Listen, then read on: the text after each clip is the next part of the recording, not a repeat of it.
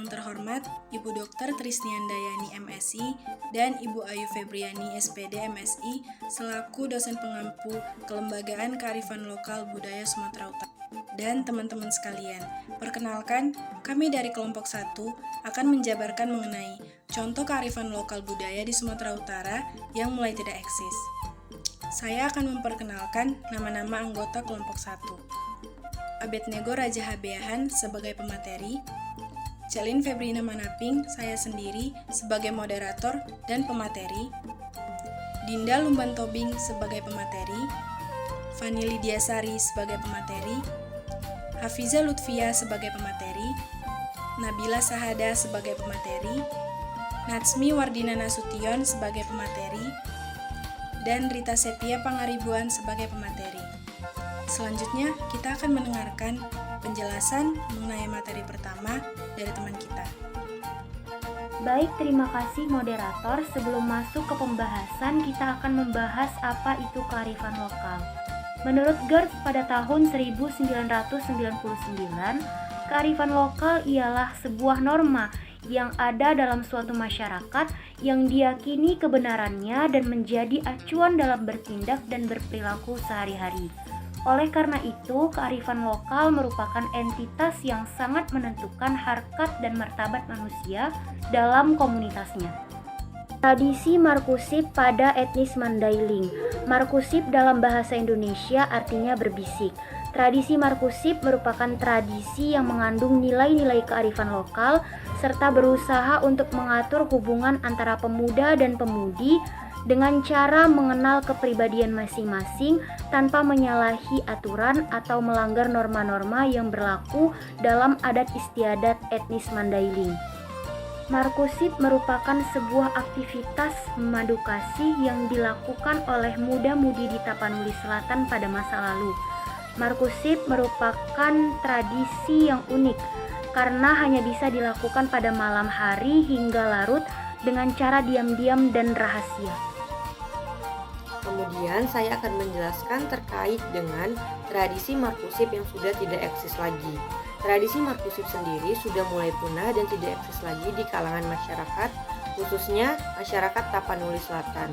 Faktor yang melatar belakangi tradisi Markusip sendiri sudah tidak eksis lagi ialah masuknya alat-alat komunikasi yang sudah mulai canggih seperti handphone dan alat komunikasi lainnya yang memang sudah dapat menghantarkan para generasi muda atau para muda-mudi untuk melakukan hal-hal yang bisa menggantikan Markusip sendiri. Selain itu, faktor bentuk rumah juga mempengaruhi tradisi Markusip sendiri. Seperti saat ini, bangunan dinding rumah sudah terbuat dari beton sehingga sulit untuk dilubangi dan sulit untuk melakukan berbisik ataupun markusip.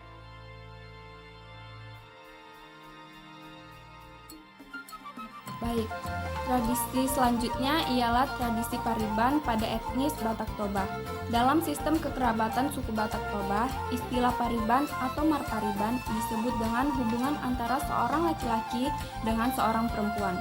Bagi laki-laki sendiri, Pariban ialah seorang anak yang dilahirkan oleh tulang atau pamannya atau seorang yang semarga dengan si ibu laki-laki tersebut.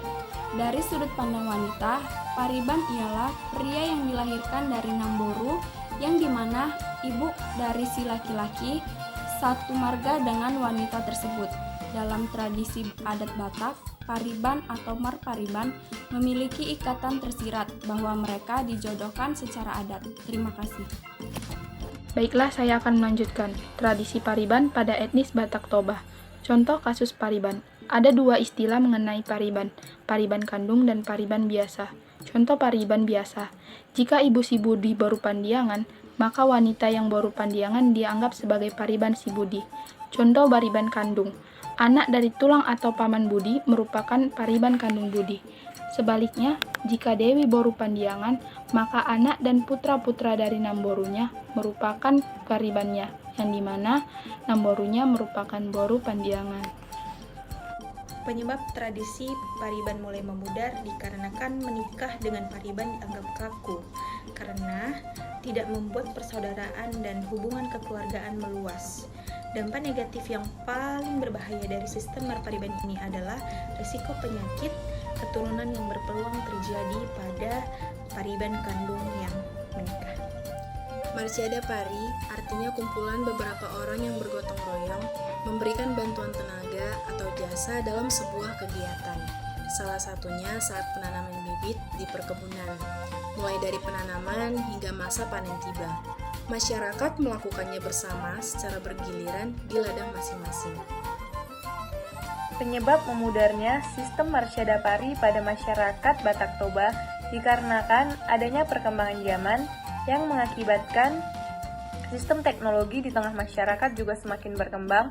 Hal ini ditandai dengan adanya alat yang canggih berupa rice transplanter yang berfungsi untuk menanam padi dan adanya traktor yang berfungsi untuk memanen padi.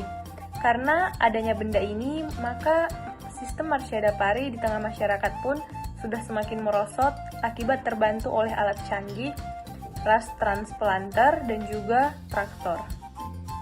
Ada dua cara yang dapat dilakukan masyarakat, khususnya kita sebagai generasi muda, dalam mendukung kelestarian budaya dan ikut menjaga budaya lokal.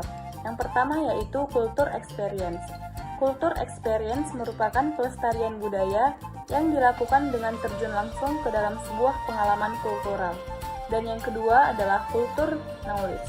Kultur knowledge merupakan pelestarian budaya yang dilakukan dengan cara membuat suatu pusat informasi mengenai kebudayaan yang dapat difungsionalisasikan ke dalam banyak bentuk.